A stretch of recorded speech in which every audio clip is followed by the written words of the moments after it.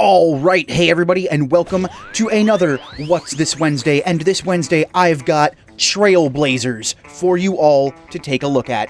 And this game is done by Super Gonk Games and Rising Star Games, and this game is what some people, especially me, have been calling it kind of like Splatoon meets racing meets Wipeout.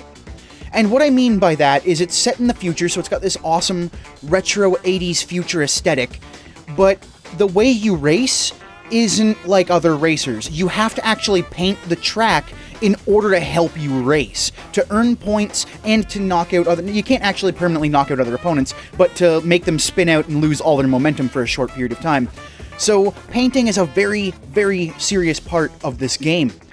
And so I'm gonna just take a moment here to pause and let you listen to this music.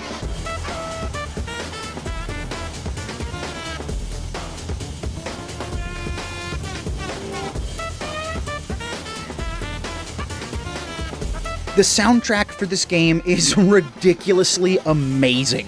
It's got that definitely 80s inspired funk and electronica, and it's not, I wouldn't say it's adrenaline catching, but it's more of mood setting. It definitely gets you in that groove of like, oh yeah, we're racing now, boys. So I am going to skip ahead just a short second here until we hit the story mode menu. So this is the main menu, just quick, that was the main menu, where you had your single player, your co-op, everything like that. But now we're actually at the Trailblazers story mode, which has a bunch of different chapters and a bunch of different missions in those chapters. So some chapters only have one mission, and others will have two. I don't know if there's a 3 one, but those little gold and blue icons you're seeing are the challenge missions. If you get only 1 or 2 or 3 of the challenges individually, you get a blue token. If you get all 3 of them at the same time, they turn gold. And so what we have here is the character select screen. This is Empress. Those were her stats. You could see they have painting, handling, and boost. Your painting stat is the stat that determines how long you can paint the track for. So the more of a paint stat you have, the better you're going to be at laying down more track for your teammates. The better your boost stat means the faster and quicker you'll accelerate while on your own team's paint. I'm just talking over the little story bits here because if you want to read, you can read, but it doesn't necessarily matter. And the handling stat is how well, obviously, your car handles. So the game is unique in that way that you have to paint the track. The missions here are score at least 800 paint type points, score at least 1400 boost type points, and score at least 1000 race type points. So there are different ways to help your team. Painting points means you have to paint the track, and I'm just going to let the game speak for itself a little here, because the game is absolutely freaking beautiful. It's great. And if you want to pause the video and take just a quick close look at the track underneath my car, you'll notice that it's all little hex grids, because the track is, I believe, like a digital race track that they also use for like advertisements, because when the camera is going over the track to give you the track overview, you can see Trailblazers, the name of the game, pop up over the track. And there I just got hit, so I spun out and lost all my momentum. And as you can see, I'm on my own team's color, and thus I'm getting speed boosts. Hitting those gates will produce a small strip of paint for me to go on, and I was grinding up against the wall a lot there because this game's handling is a bit difficult to get used to. Once you get the hang of it, it's more fluid, but you really do have to lead the turns, because as far as I can tell, there's no reliable way to command a drift. I believe there's only accelerate and brake, and through the use of both of those is how you make your turns. Because the game is more about managing your speed than it is about drifting and keeping top speed, because it's definitely a team-centric game. Now, I have no idea what just happened there. My car reset on its own. Something must have glitched in the game, or I may have accidentally pressed L2 a little too hard, or, sorry, R2 a little too hard, and R1 may have been pressed in, because R1 resets your car. But really, there's only 3 or 4 buttons in this game. You press X to paint the track underneath you, leaving a trail behind you. You press triangle to send your attack out in front of you. This is where I'm painting the track behind me now. Triangle sends an attack out in front of you, which doesn't paint as much track as you'd think it does, but it uses all of your meter. So you can help yourself bridge a gap by painting ahead of you with your attack, but you really don't help anybody else but you at that point, because you're not painting behind you for a longer period. You're only painting ahead of you for a short distance. So there's a lot of, like, intricate little techniques you can learn in this game to help you get speed boosts. Like right there, I just used my attack to keep my boost going. So had somebody painted over my track for a big distance, then I would have been able to maintain my speed boost. So that's just one of those little niche tricks that you can learn. Another niche trick that I learned that the CPU does is they paint little blurbs in between heavier sections of paint to help it so that way your meter doesn't reduce entirely while you're going over the other team's paint. Now, you may have noticed, but going over the other team's paint color does not slow me down. It just doesn't allow me to accelerate like I do on my paint. The cars have no wheels, so they're all done by, like, hover racing, which is super cool. And another little nuanced trick that I noticed was that as I'm getting up to the 3rd level boost here, I have 3 engines sparked in the back. I've got 3 blazing trails behind my car. But when I only have 1, I only have 1 engine active. When I have 2, there's only 2 engines active. And right now I'm playing as Empress, who is one of the characters, obviously, in the game. I failed this race because, well, I just started playing it right in the morning, so I was getting ready to get all up in that today and do this episode for you. So this race goes a little bit better. And each character has unique individual stats. I will go over that later. I actually do a little character reveal for everybody, so I go over their stats and how, you know, they're good and what their little nuances are. I believe Empress's nuance is that she's precise. I have no idea what that means in terms of everybody else. It might just be a personality trait. But every character here in the story mode is well written. They are all unique. They all have individual little voice clips. You know, like, they're just like little voice blurbs. They don't actually read their own dialogue. They're just like quick little hot takes for you to kind of get a gist of what their emotion is at that time. And I think there's about 8 characters. Maybe 9. I think there's 9 characters. There's 3 of each type, sort of. There's 3 boosting characters, 3 all-around characters, and 3 painting characters. So, Jetstream, right there to our right, is on our team, and she is one of the all-around characters. One of the characters who has better stats. I'll go over the weirdness with the stats a bit later, and I'll focus more on the racing right now. So, the racing, there's 3 or 4 different racing modes in this game, and the main aspect of this game, the main draw, is obviously your team battle race, where you have multiple different teams. And I said multiple for a reason, because it's not just 2 teams. You can have 3 or 4 teams of people. 4 teams of 2, I believe, racing. So you can have 4 different paint trails on this track, all fighting for craziness. So it's like if Splatoon had like a battle royale mode almost, where everybody was a different character. Which, I'm surprised Nintendo hasn't done that, considering how much the battle royale genre has, you know, made a huge boom in today's society with the gaming scene. So yeah, this game is very much about laying down track for your teammates so that way they can catch up to you, but also maintaining your own speed by managing your own self on your own color. So there's this weird duality of you can't always spend everything to make yourself better, because eventually the other team will catch up to you using their teamwork. It's just how it is. So like this huge red area here, it used to all be green on the last lap, and because I'm first, what I should be doing is I should be painting it over all of my stuff with my color, because then my teammates can boost behind me. Or, if the red team is right behind me, they can't then use their color to catch up to me. So using my attack to paint only what's ahead of me to gain extra boost isn't always a good thing, because slowing down other people is just as effective as speeding myself up. Because if I can slow down the red team, it means they'll have to stop and paint, right? Because if they can't have any boost coming, they'll have to stop and paint, which will slow them down. Because painting does slow you down a little bit and increase your handling by a bit. So there's one of those things, and here we go. Here's where I got 2 tokens. You can't advance to the next chapter in story mode unless you get at least 1 token.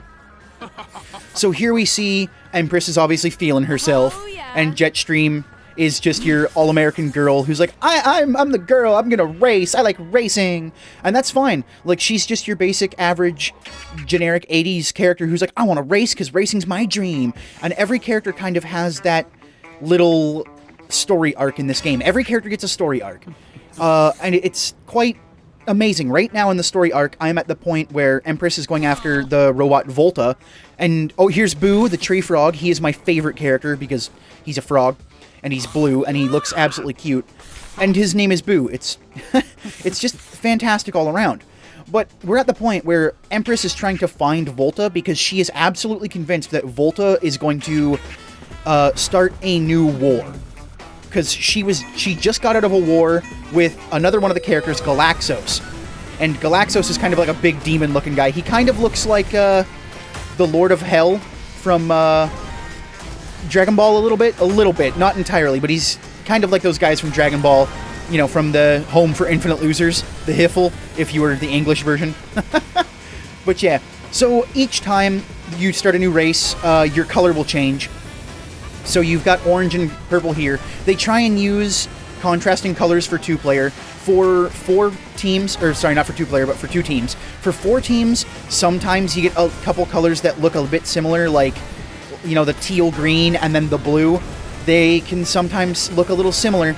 But another aspect of this gameplay that I really do enjoy is well, first off, this is the game mode called Gate Chase, where you have to go through these gates to paint your team's color, and you cannot paint on your own. So it's the only way to lay down boosts.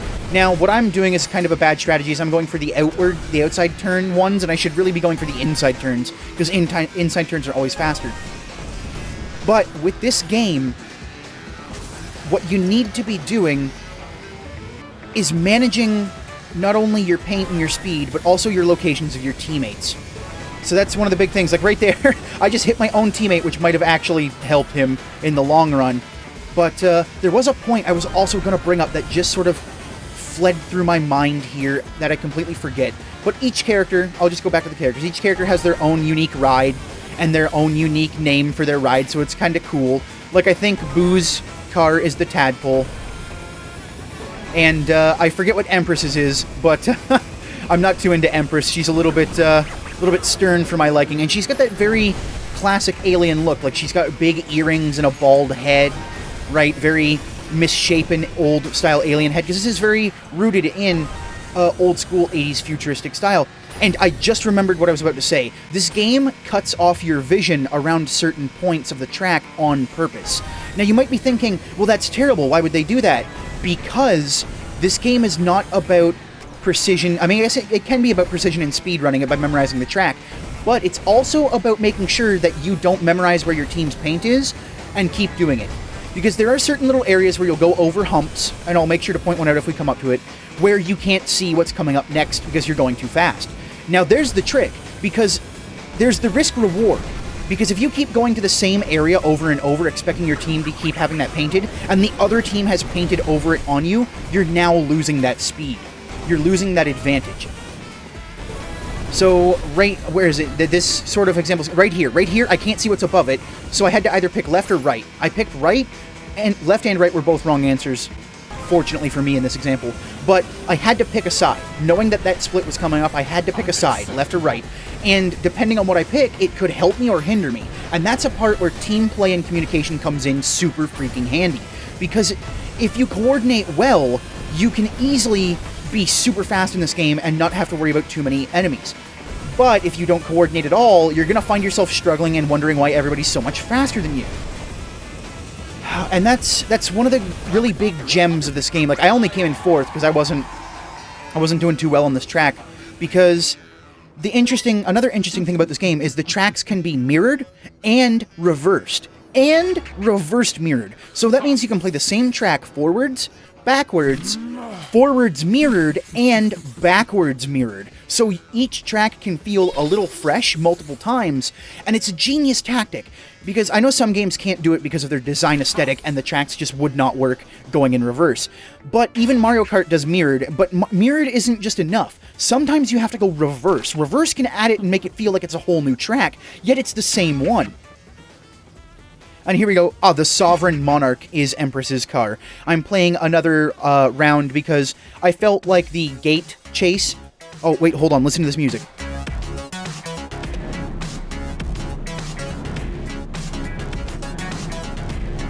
Man, this game has got some stellar music, and I say stellar in the best possible way for a pun. But, I mean, I wanted to do another race just because I felt like Gate Chase wasn't necessarily It wasn't a full example of what I wanted to show off with the game. I mean, it is one of the game modes, yes, and there is a free-for-all mode where everybody gets their own color and you have to manage your own stuff, which is really, really hectic, having like 8 colors on the track. It gets insano. But I wanted to do another single race here. And this is Galaxos. I forgot to point out, this is Galaxos, who looks, like I said, like one of the Hiffle guys from Dragon Ball. And he's just like a big, smiley, demon-looking guy. Very, very inspired by older anime, I believe. It definitely looks like that. And unfortunately, we don't get to see anybody like Kiara or James right now. Hopefully in a little bit. But I wanted to do another single race just because I wanted to show off a bit more of like how the painting of the track worked. And I wanted to focus a bit more on that and see if I couldn't get any more team dynamic examples in here. And as you can see, down in the bottom left, you have boost points and capture points. Now, what I haven't noticed until actually looking at it on my screen is that it actually says boost L1. So does that mean I get a boost if I press L1? There are still things I haven't even found in this game, because it does say boost L1. So next time I play, I'm going to try and press L1 to see what happens. Because if you notice and listen, Empress says unacceptable when I lose my boost. So I'm starting to think maybe in order to capture more points, I need to start pressing L1, which would explain why I'm a bit slower than other characters. You know, and other than just being in terms of stats. So I will give that a try, and I might come back to the comments section and let you know. We'll see. But as for right now, that'll be something that I need to figure out. And that's just a testament to this game, because I've played this game for about 6-7 hours maybe now, and one thing, and there's still little things, nuances that I haven't caught on to yet. Because I'm still playing through the story mode, and I'm still trying to get a hang of the majority of the characters, and trying not to always pick Boo whenever I can. Because Boo is a cute little boy, and we'll get to that in a bit. But as you can see, like, I'm starting to absolutely boogie. I had a 3 times boost there, and, you know, I was going really fast, and the higher your boost combo is, the faster you start going. So you want to start painting track, so that way your enemies can't get that boost. And I know I did mention that a little earlier, but it is just such a beautiful thing. And, here we go. This is another reason why I want to do this next race. There are 3 teams. There's that teal color, there's the blue, and then there's red. Right here you can kind of see it coming up on screen. And, you know, it's just so nice to be able to have a game where there's not only team racing, but there's an extra aspect to racing other than just being fast. There's also the helping out of your teammates. You know, the actual team play in this game has so much potential and so many combos. Like, one of the combos I was thinking of was actually intending to have one of your players in last place so they can paint all of the track for you while you're in first, so you can just constantly boost. Like, that kind of team dynamic is absolutely ridiculous. And if you think about it, fighting for last place would be a necessity at that point for people who aren't as good at the game while playing with their friends, because you still have a value while in last place. And each of your character's cars actually change color to the color of your paint, so you can always identify which car and color you are. And your DualShock 4, because I'm playing this on PS4, it will also change color to your color of the team. And you notice right there, all of my tokens were gold because I earned them all in one race. So there you go. If you want to get for that, like, completion bonus, I guess if you are Gerard Khalil the Completionist, shoutouts to TOVG and everybody who works there, great stuff. But yeah, if you want to go for that completionist, you're going to have to learn these tracks and learn how to do all these little nuances in order to get all the points and place in first place to get all of those gold tokens rather than blue tokens. But yeah, the team aspect of this game is really where its potential lies super heavily, because I can see so many different ways that people would want to have their lineup, like certain characters being in last place, like Sid, the big lizard in the middle there with the trucker cap. It definitely feels like a character you'd want in last place, because he has got, like, think the highest painting stat. So I'm going to go here and go to custom race, and I'm going to just show you some things. So we've got race sec direction. This is what I was telling you before. Forwards, backwards, forwards mirrored, backwards mirrored. And those are the only 4 ways you can have it, but it's great to have those options. You can do team time trial, partner battle, all versus all, gate chase. So there's like 5 different modes, which are all really good. Partner battle, I think, is a 2v2. And team racing can have as many as you want. And number of laps, you can have an infinite number of laps. So if you want to practice a stage and keep getting better, you can go into custom mode and just keep racing the same stage for 3 hours and get super skilled at it. You can also have your AI drivers disabled or up to hard difficulty. And then you've got your levels here. You know, Sunset Grove was good. Tree Stumps is one of my favorite ones. Robo Highway's good. Sand Plains is good. All of the tracks are really tight. And you might be thinking there's only like 1, 2, 3, 4, 5, 6, 7, 8, 9, or 10 tracks. But remember, they can be mirrored and reversed. So here we go. Here's the characters. Galaxos. He's overcharged. He's got a 4 in trails, 1 in boosting, and 4 in handling. Empress. Won't bother talking about her because we've already had her on the screen. So, and we've got Sid here. He has 5 trails, 1 boosting, and 3 handling. So he does not get much speed by being on his own paint. But he does have some decent handling. And here's my boy Boo. 3 trails, 3 boosting, and 2 handling. Not so good at handling, but he's decent at painting and being on the track on his own boost.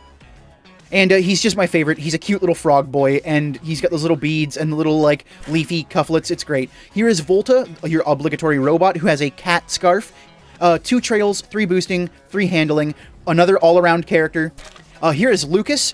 5 boosting, he's a speed demon. 1 at trails, 1 at handling. He doesn't paint, he doesn't handle very well, but he sticks to those boost areas like mad crazy. If you want speed, that's your boy. Kiara, she is definitely a power slider. I don't know if you can actually slide, but 2 trails, 4 boosting, 2 handling. And then we have Jetstream, who's your main character. 3 in trails, 2 in boosting, 4 in handling. So she's a really good starting character for people. But one thing you may notice is some of these characters have 9 stars, while others only have 7. And that's because, if you look at Galaxos right to the right here, right up in front, he's got 9 stars, 4, 4, and 1, 8, 9, right? Whereas if you go over to Lucas, he's only got 7, 5, 1, and 1. And that's where the kind of, I feel like maybe a little bit of unfairness might happen, but it might also be the way the stars scale. So Lucas might be, like, ridiculously fast, because he does seem ridiculously fast.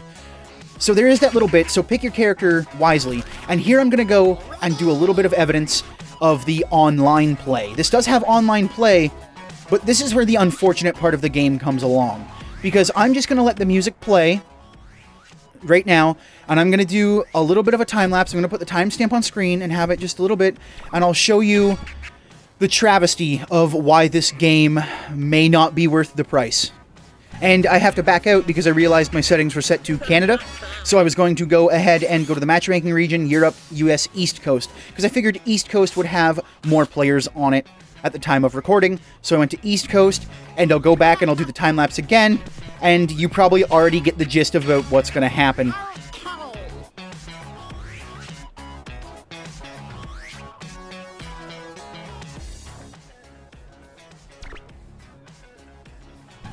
Yep, I waited for that long, and nobody, not a single player, showed up in my lobby. Now, I've been told it's because PlayStation Sony does not like cross-platform play, which is weird because this has cross-platform play, but if Sony indeed doesn't have cross-platform play, I can't urge anyone to buy this on their PS4.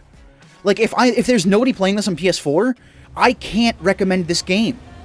But if you can play it on all cross-platforms, then fine. Oh, this is another one of my favorite songs. Yell It Out by the D-Revolutions in this game. It's so perfect. It's just so chill for a racing game.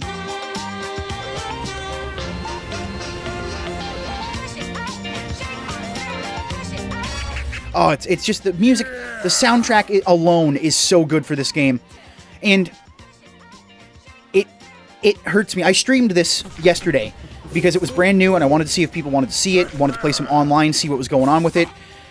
And it broke my heart that I couldn't find a single person to play with. There was nobody playing this game. Not a single soul. And I don't know if that's just because the Sony cross-platform play is an issue. If you've got XBONE, if you've got Steam, please pick this game up, buy it, show these devs some support. We need this game to be popular. Not even really popular, but we need it to be around. If it fails, the people who made this game might not have game dev jobs anymore.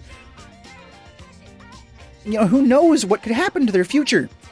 And this game, its aesthetic, its soundtrack, its design, it's got love poured into everything in it, and it's fantastic. It's nothing but amazing. And I can't understand why nobody else is playing a racing game like this. I just can't.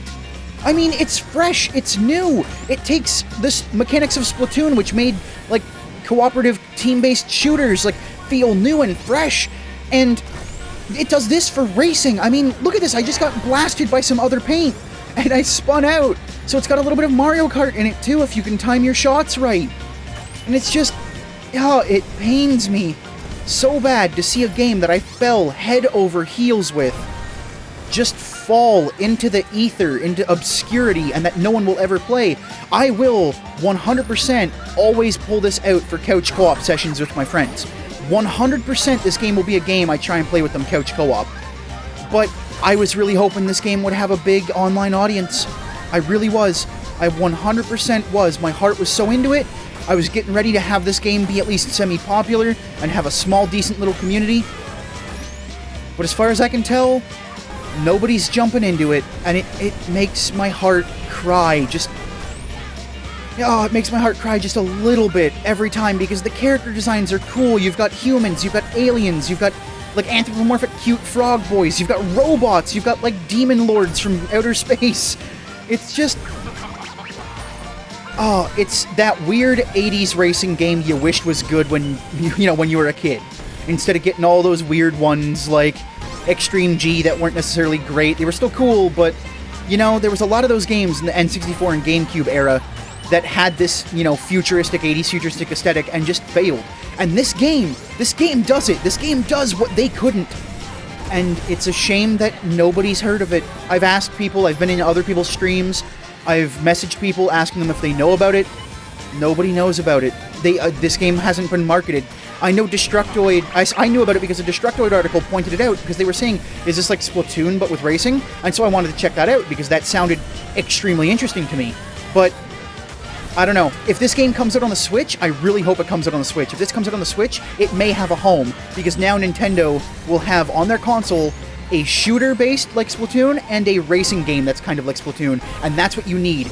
People need to bridge the gap between Splatoon and this game. And the Switch, if it is coming out on the Switch, this is where it will be. That is where that gap will bridge, and people will start coming in again, and there will be life into this game. But apparently that's coming out next month, June. Somebody mentioned June 8th, June 6th or 8th or something. And so if that's really true, that's too far away. It's already done. A month is... It's a death knell for video games to not have a successful launch on all platforms. And I did manage to get, I won't lie, I did manage to get one online race with a full lobby of people, and immediately after that, it was dead. One race, and that was it. Nobody else was there. I saw some people who were like level 4, and I was like, oh man, people are playing now? There's level 4s? No, nobody's playing. At least in my areas, I can't figure out how to get it. Right? I can't figure out how to get me to connect to other players, but for whatever reason, I just can't find any other souls. But, like, even the details on this game, it's got, like, the comic book whiteout. It's got, like, on a chalkboard, your objectives, like you're actually planning out your strategy. It's got weird cutout angles, like somebody tried to cut it out of a comic book. It's just wonderful. It's nothing but wonderful and delightful and just straight up amazing. It's eye candy. It's ear candy. It's game candy. This game should be a sweet tooth for so many people who are fans of racing games and indie games alike. There's even 216 tokens to get in the single-player mode. And that was Lucas's derpy little laugh. There's that smug little boy there. But that'll be all I really have to say about Trailblazers by Super Gonk. And you know what? Please, I don't ask this a lot, but please share this video around on all social media. Share this game around. If you have the $30 to $40, depending on your region, to buy this game, please buy it. Buy it. Play it. Go queue online for 5 minutes. See if you get anybody. Please. This game needs the love, and I wouldn't be asking you to do it unless it deserved it. And I will see you all on another Random Wednesday for another What's This? Take care, everybody.